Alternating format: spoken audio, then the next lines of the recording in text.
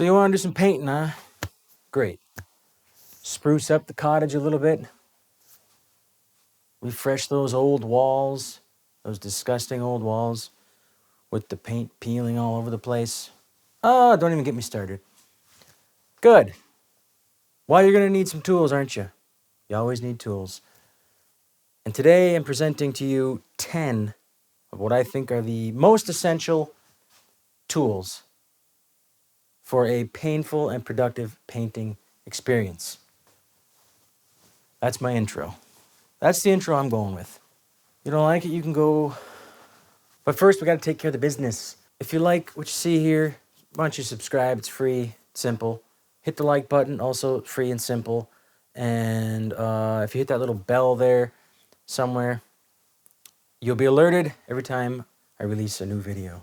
I don't know why I'm doing this with my hands, but I'll put them at my side from now on. Let's get into this. Oh, I broke my rule. I broke my own rule. All right, so you got your paint. Great. But you got to get it out of the can. And if you're a complete dope, you just pour it right out of the... Look at this. I didn't do this, by the way.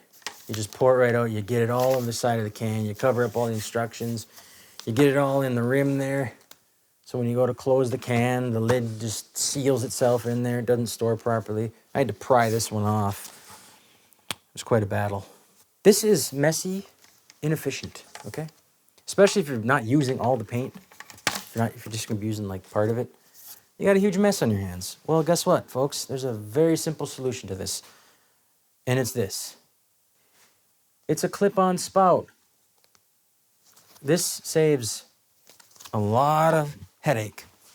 The way it works, simple. It just clips on this inner rim here. And I think it works on plastic cans too. Look at that. Clipped on, ready to pour. And then all you do is you pour it out and you just wipe right under there. Boom.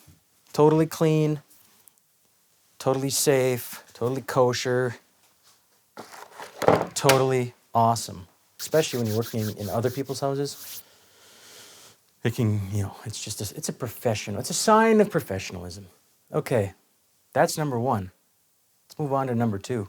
If you've done as much painting as I have, you'll realize that even brand new cans of paint, especially latex, can come with all sorts of crud in them, just dried paint in the can, especially in the bottom and up along the top and everything. So what happens is you pour that out into your tray or whatever, and all that crud pours out with it. Well, what I do is I strain the paint through these. Now, these ones are meant for 5-gallon. They come in different sizes. I have 5-gallon, 2-gallon, 1-gallon, whatever. But I just get a fresh bucket, pour the paint into it through this, and you pick this up and just squeeze all that paint out, and you wouldn't believe what's left in that strainer. A lot of gunk in the paint. Otherwise, you're going to be picking it off the wall or whatever you're painting. I don't like doing that. It's a pain, frankly. So, the strainer, somewhat of an option maybe if you're doing it for yourself. It might not be totally necessary, but just a nice thing to do. Get the paint nice and clean. And that's that. Moving onward. Now, you got to get that paint into something that you can roll out of if you're rolling walls and ceilings and such. Obviously, you've all probably seen the paint tray, right? This one's very simple, very cheap, simple paint tray, okay? That's all. Nothing fancy there. I have some fancier, bigger ones, but oftentimes this is what I use. Now, if you're doing a lot of brush painting, the cut-in bucket is going to be your best friend. Oops, sorry about that. It's got a nice handle on it, right?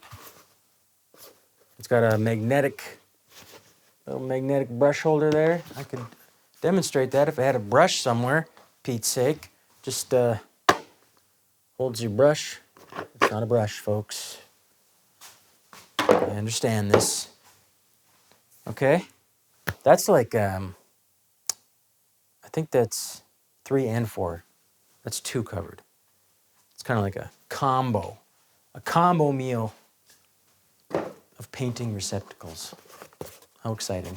Now, whether I'm rolling out of a tray or working out of that cut-in bucket, I'm always using liners, little disposable liners. Now, I went to get some and they didn't have any for either of those, so that was a bummer. But they look like this, kind of. Just black plastic inserts. This is for, obviously, a small tray. And when you're done, just take them out and chuck them. And these ones actually, these are rigid enough. You can just paint right out of these if you need to. It's pretty rigid. But I always use liners, and I'm gonna tell you why. Because unless you clean up, like immediately, see, this gets left behind, dried on. Well, paint doesn't really stick to plastic that well.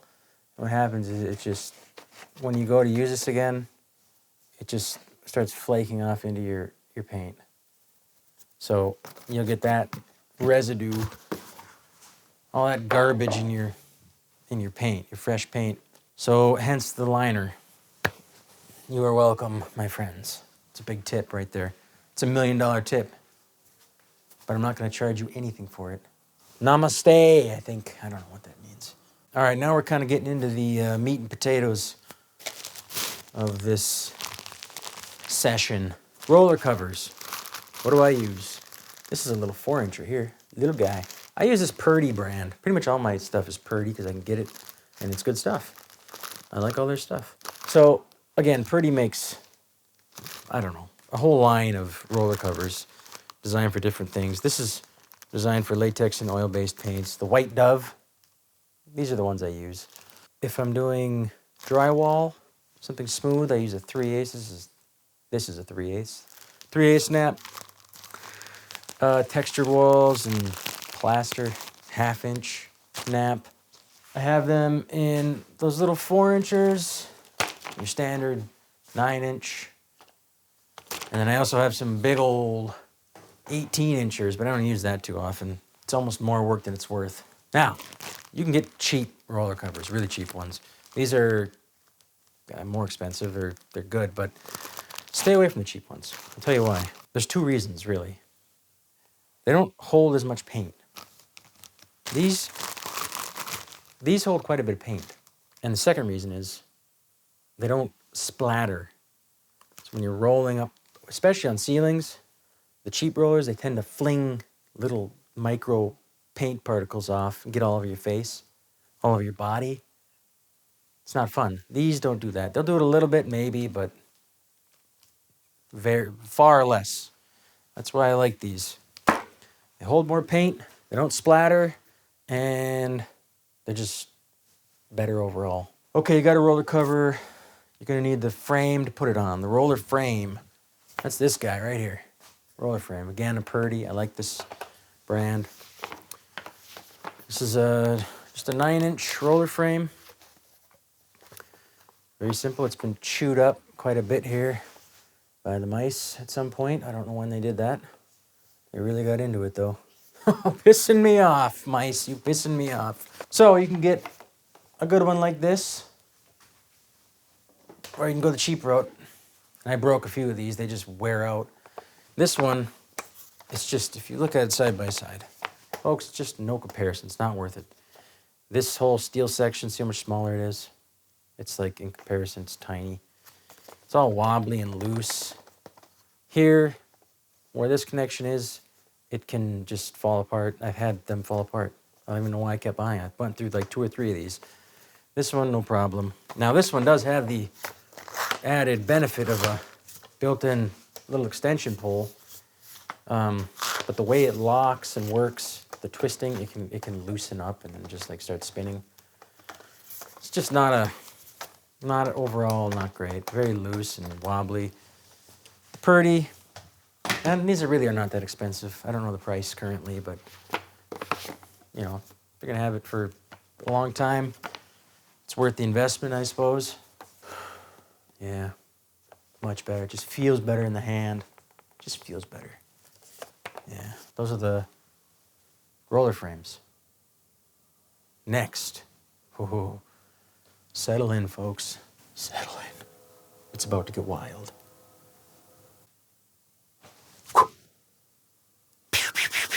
Brushes. Very important. Again, Purdy. You know I like Purdy, apparently. If you don't know that by now, You can just hit the road, buddy. Hit the road, Jack. All right, again, Purdy makes probably 8 or 9 different types of brushes for different purposes. Paints, latex, oil, stains, clears, trim, cut-in, you name it. Now, this is sold as a cut-in brush for cutting in walls and ceilings and around doors and things like that. It's called the Clear Cut. I like a 2-inch angled. And I pretty much use this, just a great general purpose brush. I use it for most things. But then I have this one. And they come in different stiffnesses. You know, you really got to just kind of, but this is a little short one. That you can really get into some tight spots. So that's kind of fun. But this is the one I use pretty much for everything. It's just this is a brand new one too. Look at that. See, oh, if you could feel this right now, you have no idea. Enough about that. In the spirit of brevity, I'm going to keep moving along here. Just how do you expect to paint a ceiling if you can't reach it? You're short. You're a midget. You need an extension pole like this. Again, with the Purdy, they're great. This is a 1 to 2 foot extension. Seems a little longer than 1 foot. Okay, this is just a great pole. I want to show you something. And this is why I stuck with Purdy. This mates. It's the quick lock. Here you just push it in and it's locked in. You're good to go. And then to release it, you just push the button and it comes off. Oftentimes I find if I'm painting down a hallway or something, right? Then I gotta get into a closet. I can just pop it off, or I can pop it off and go, you know, whatever. And then just pop it back in. Typically, it's got the threads on it, you can see. That's how normal extension poles work. You gotta thread them in. So it's really kind of a hassle. But this, it's on, it's off, just like that. It's a really great. The extension is just a push button right there. It's locked. Push it out, and it locks like nobody's business. Okay, nobody's business. That thing is locked really, really well. I have a 1 to 2 footer. That's great for walls because you could reach. Well, that's great for just tighter areas. This is the one I use. It's a 2 foot to 4 foot. Okay. This one is great for walls because you don't gotta. You can get into your paint bucket without having to bend over. You can get down to the bottom of a wall right up to the ceiling without having to do this little maneuver. You know, you're like this. Oh, by the end of the day, your back is shot. Okay? 2 feet on the short end. Look at this thing. 4 feet on the long end. I can actually paint these ceilings. It'd be a little much on the shoulders, but these ceilings are just under 10 feet. I can get up there. Look at that. I'm rolling up. I'm rolling it right now. Look, you want me to prove it? Can you see this? I don't know if you can. Look at that. Oh yeah, I could easily do this. There you go. 8 foot ceilings, be a breeze. I also have a 4 to 8 footer, and that rarely gets pulled out. That's a big boy. It's a lot to handle. It's not for an amateur to be using an 8 foot pole like that. Tell your friends. When you pick up that pole and you get that in your hand, the power, it's not to be wielded by just anybody. You need a lot of training. In fact, they should keep those big 8 foot poles in a locked cage. You should need a permit to buy one. Son, what are you gonna do with this 8 foot pole? You don't look prepared. Wow, we're almost done. Last thing here, guys.